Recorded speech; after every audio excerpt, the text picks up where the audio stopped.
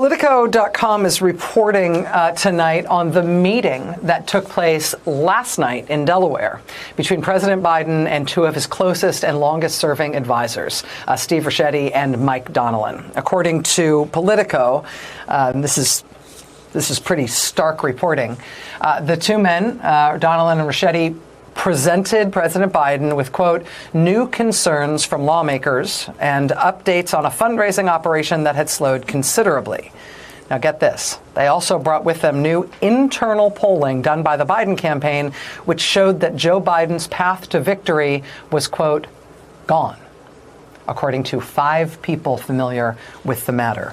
When President Biden first started fielding questions about whether or not he would heed the calls from some in his party that he should not be heading the ticket heading into November, that somebody else would have a better chance at taking on Donald Trump, one of the things that he said was that he would get out if he was brought data that showed that he did not have a path to victory, that he did not have a way to win. Again, Politico.com, this is not NBC News reporting, we have not confirmed this, but Politico.com reporting tonight that that data was delivered to him last night at his home in Delaware, where, of course, the president has been isolating with COVID. That is internal Biden polling. We haven't seen that internal polling, so we can't confirm it either publicly or through our own reporting. But we've had Steve Kornacki closely watching the polls around this decision. Steve Kornacki, MSNBC national political correspondent, has been looking at the polling that was staring President Biden in the face heading into this decision, but also the bits and pieces of polling that we've got about how a presidential candidacy of Kamala Harris might look a little different in the polling than what President Biden was up against head-to-head with Trump. Steve, what have you been looking at today?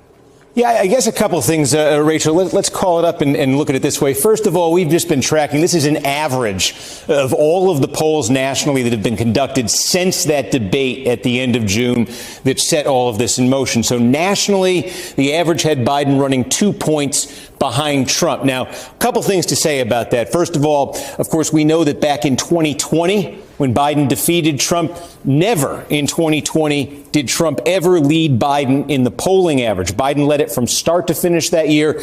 This time around, here's Trump leading Biden in a polling average. And frankly, we've seen this for a long time now.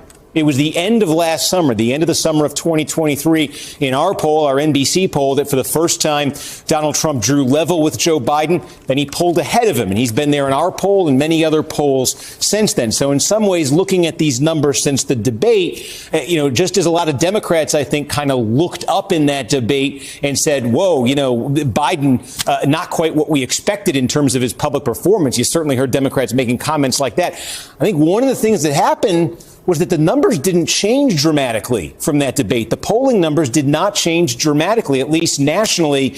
But I think a lot of Democrats also looked at them almost for the first time in a year and started to take them a lot more seriously, because we've been seeing numbers like this for a year or so now in the polls. Now, they did get a little bit worse for Biden nationally, and we do have swing state polling. We've seen a number of swing state polls where Biden's down mid-single digits, some where he's down high single digits. So, there's that as well, certainly, that complicates the path to 270. When you see that the article there saying the path is gone, I would just caution, it will forever be unprovable. And that's always going to be a subjective statement there, that the path was gone. Just as a reference point, I think always remember, in the middle of October 2016, the entire political world, including Donald Trump's own party, concluded that his path to the presidency was, quote, gone, and Donald Trump won in 2016. And I think there might be some lessons from that had Biden stayed in might have been worth considering. But that'll always be academic. We'll never know. It'll be unprovable. But anyway, that is what the national polling's been showing. So then the question for Democrats becomes, okay, if Kamala Harris does become the Democratic candidate, does that change things? So the same polls that produce this average since the debate in the Biden-Trump race, what do they show when Harris is substituted in? a difference, but it's a difference of a point. The Biden at 45, Harris in these same polls, an average 46%, Trump 47% in both of them. So you look at this, and Kamala Harris is not entering, at least in the head-to-head standpoint, with an obvious strength over Joe Biden, nor with an obvious weakness compared to Joe Biden. Really, those numbers are pretty close to the same in terms of a starting point for Harris. Also, just the basic impression of these folks. So Joe Biden, this is the average when you ask that question. Do you have a favorable, unfavorable view? Biden, 36, 57, been seeing numbers like this for a long time with him. Obviously, these are very perilous numbers. What are they for Kamala Harris? Average from the same set of polls. A little bit better. 36 goes up to 38. 57 comes down to 52. But, take a step back. Those are not strong numbers. She doesn't enter the race with strong numbers on that basic question. What's the comparison to Donald Trump here? Trump averaging 41 favorable, 55 unfavorable. Also not strong numbers. A tick, though, above where both Biden and Harris are. Again, this is the starting point for Kamala Harris. The big question here is going to be what happens in the next week, the next 2 weeks, as this sort of rollout of Kamala Harris as a presidential candidate begins. Does she get a second look from some voters? Do these numbers improve? Is there movement in the horse race? Is there a backlash? I think you have to ask as well. Look, Kamala Harris will be the first, if she is nominated, the first candidate from either party since 1968 to be the nominee without contesting in name the presidential primaries. Is there any kind of a backlash to that, to how all of this went down? That's another question. If it's Harris or whoever it is as the Democratic nominee, this is the battleground, of course, they'd be walking into. If it's Harris versus Trump, we've talked about this a lot, the core 6 battleground states, every single one of these states was won by Joe Biden in 2020. 5 of them, Biden had flipped from Donald Trump in 2016. So obviously Harris, if she is the Democratic nominee, doesn't have to win all of these states. But these are the states where I referenced that polling that was showing Biden down in many cases, mid-single digits, sometimes even worse. She's going to have to win a number of these states. Maybe those 3 Midwest states that could potentially hold it for Democrats. There's different combinations here.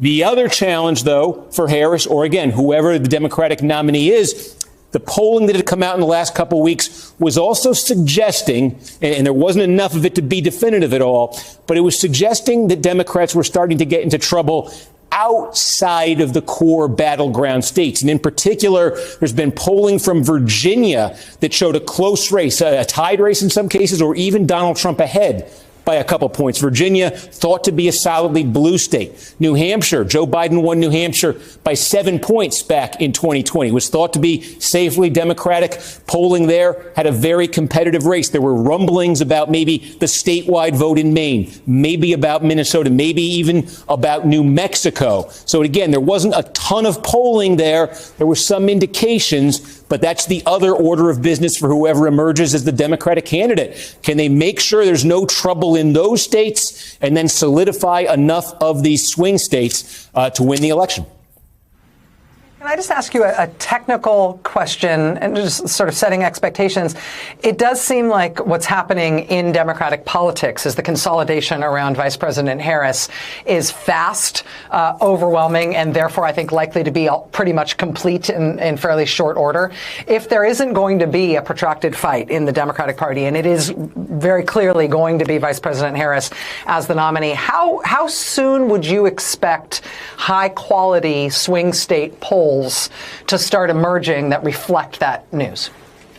So specifically when you say swing states, I think that complicates it a little bit.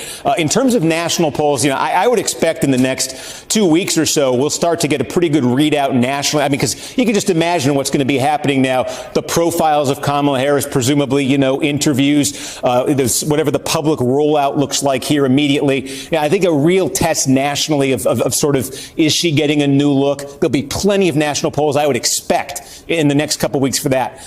The hesitation on the swing states, and when I mentioned these swing state polls that showed Biden getting into some trouble here, we haven't had a lot of them.